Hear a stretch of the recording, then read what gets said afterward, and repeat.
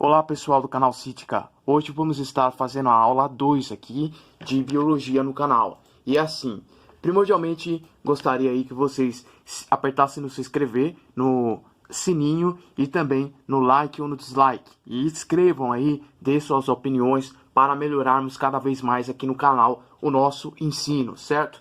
Então vamos lá. Primordialmente nós vamos falar um pouco sobre as escolas, vamos tratar um pouco sobre o passado. Então é assim, se vocês quiserem, vocês podem estar vendo outros tipos de aulas aqui no canal, com outros cursos, falamos já de filosofia, sociologia, literatura, história, geografia, e hoje já estamos tratando de biologia, mas esse aqui é o segundo vídeo, certo? Se vocês quiserem, vocês podem achar o primeiro vídeo aqui no canal, que se chama O que é Biologia, em forma de pergunta, as escolas e vertentes da biologia, citologia e anatomia, ou simplesmente vocês podem colocar aula 1 de biologia, certo? E talvez ali com o nome do canal, que é Ciência em Todo o Tempo, certo?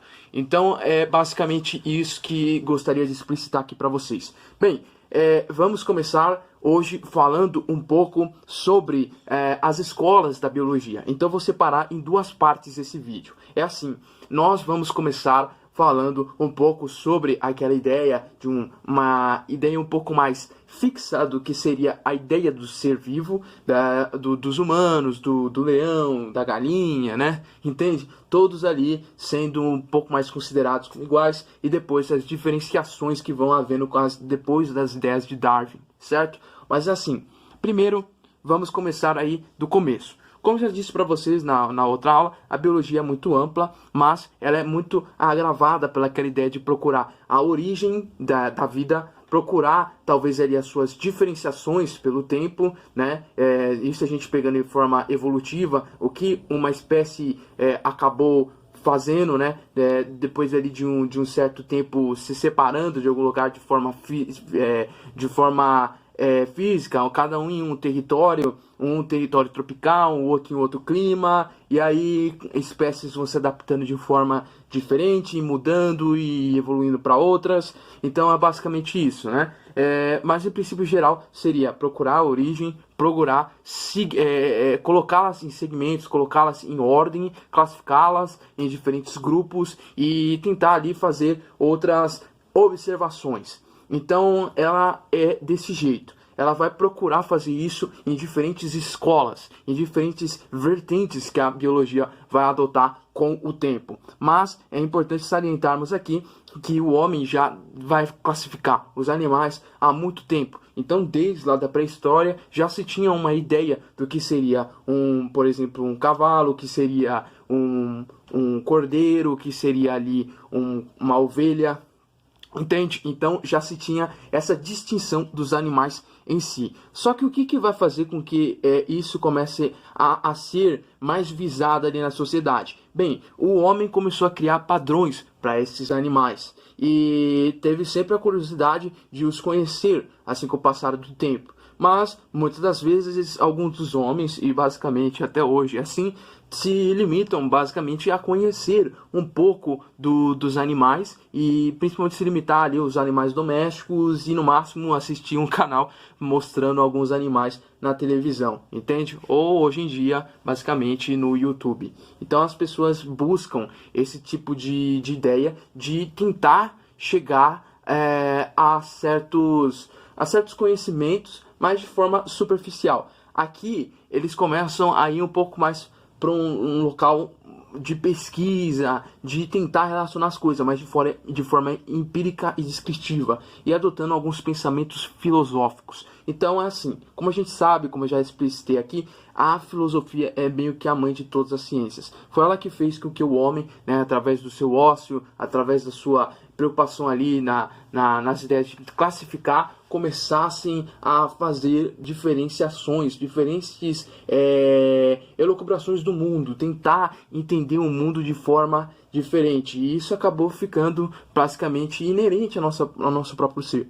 Então, basicamente, muitas das pessoas, né, acabam se interessando, pelo menos, por algum conhecimento, entende? Mas o que acontece aqui é que a biologia, ela nasce de forma desmembrada e ela acaba indo para vários ramos. Só que depois, lá dos sumérios, acados, amoritas, assírios, caldeus, né, hetitas, Axum, egípcios, a gente chega nos gregos. E os gregos começam a descrever ali de fato o que seria uma ordem desses animais e tentar buscar animais diferentes. Então, até ali, depois do próprio Aristóteles mesmo, que é uma das pessoas que vai fazer ali grandes estudos pensando sobre os animais, né? Devo aqui falar para vocês que na primeira aula falei ao contrário, eu falei que Alquimeu de Crotona era mais interessado em animais do que Aristóteles, mas ao contrário, o Aristóteles fala muito mais de animais e o Alquimeu ele vai falar muito mais ali de morfofisiologia, já que ele é um anatomista, entende? Então é aqui que se cria uma confusão. Mas ali nós temos toda essa diversificação. Ele vai e coloca mais de 1000 animais em catalogação. Só que é uma forma um pouco precária de se classificar os animais. E também isso já tinha acontecido em outras civilizações também. Por curiosidade, na Bíblia também há ali a sistematização do que seriam os animais. E também lá há uma ideia um pouco equivocada sobre o que seriam alguns animais. Por exemplo, o morcego seria considerado como uma ave e o coelho seria considerado como ruminante. Mas é basicamente isso. Depois de um certo tempo, isso começa a se diferenciar. E as pessoas vão entendendo melhor o que seriam esses animais.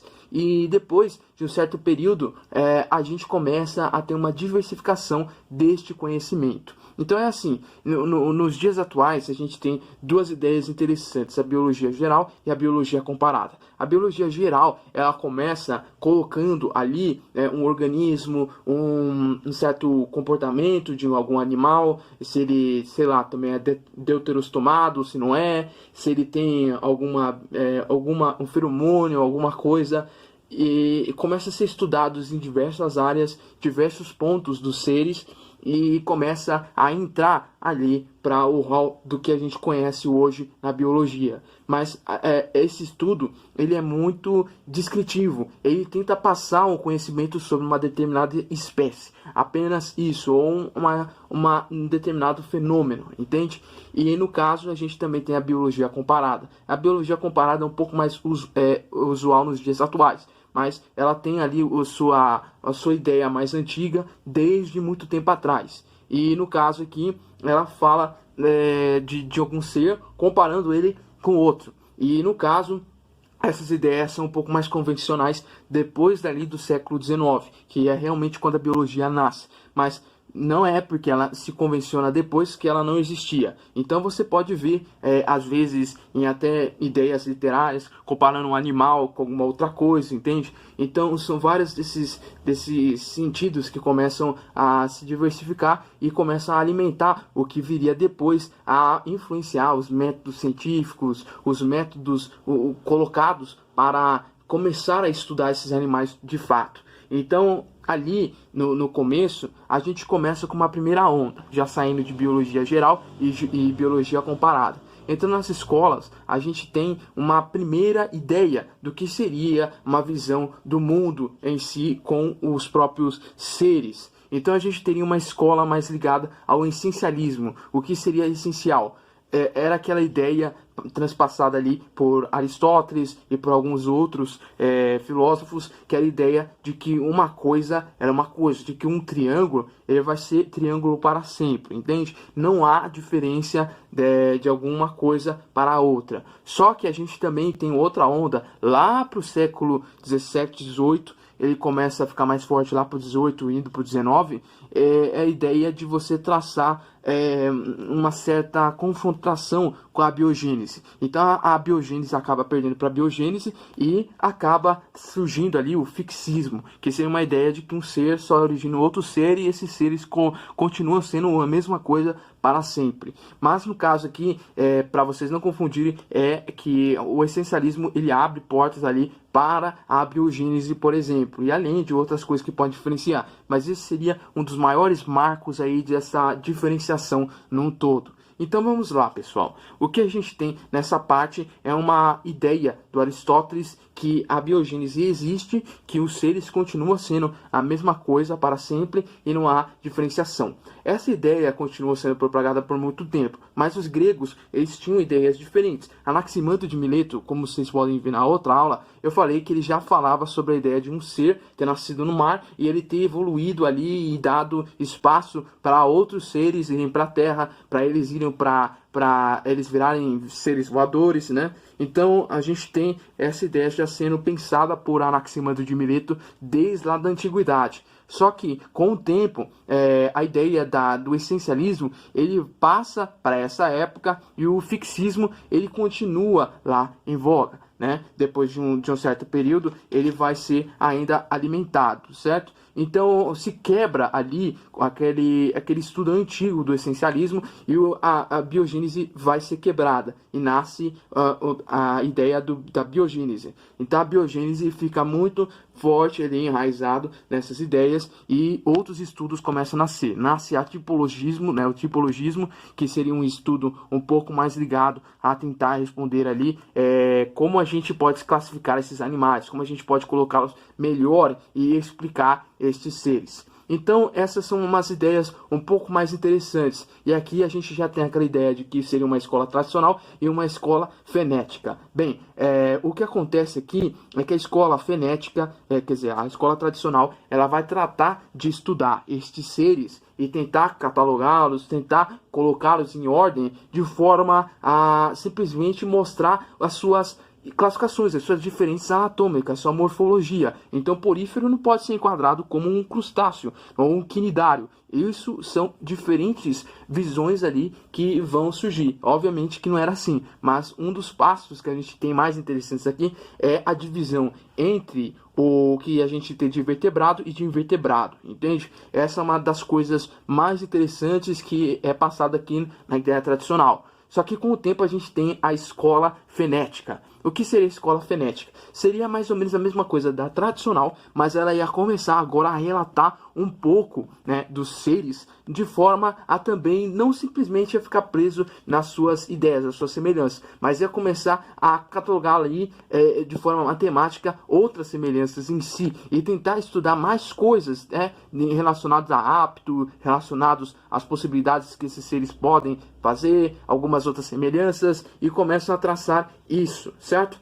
Só que aqui, depois dessa escola, a gente tem uma outra muito interessante aqui, que seria a ideia da escola que começa a se alimentar do transmutacionismo. Então aqui, antes da gente terminar, a gente vai falar um pouco sobre essa escola. Bem, essa escola vai marcar o que a gente entende como a quebra, né, dessa ideia dos seres serem simplesmente estacionários, eles não poderem ter ali a sua mudança, eles não poderem evoluir. Aqui no caso eles falam que certa adaptação pode acontecer e essa adaptação pode gerar novas possibilidades dessa espécie e fazer com que essa nova transformação seja o padrão novamente. Então aqui nascem as ideias de Lamarck. Lamarck faz com que essa ideia seja ali enfrentada e começa a ser influenciada pela ideia de que os seres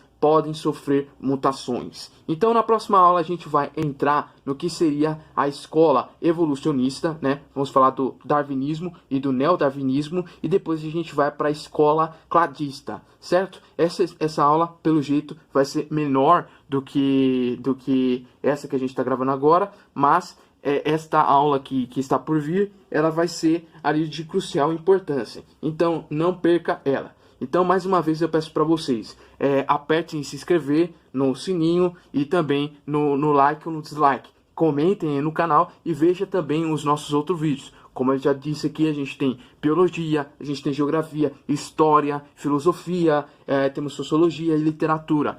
Daqui a algum tempo nós vamos ter mais outras matérias aqui e quanto mais vocês quiserem ir comentando sobre esses assuntos, a gente pode focar e trazer outras aulas sobre esses assuntos aqui no canal, certo?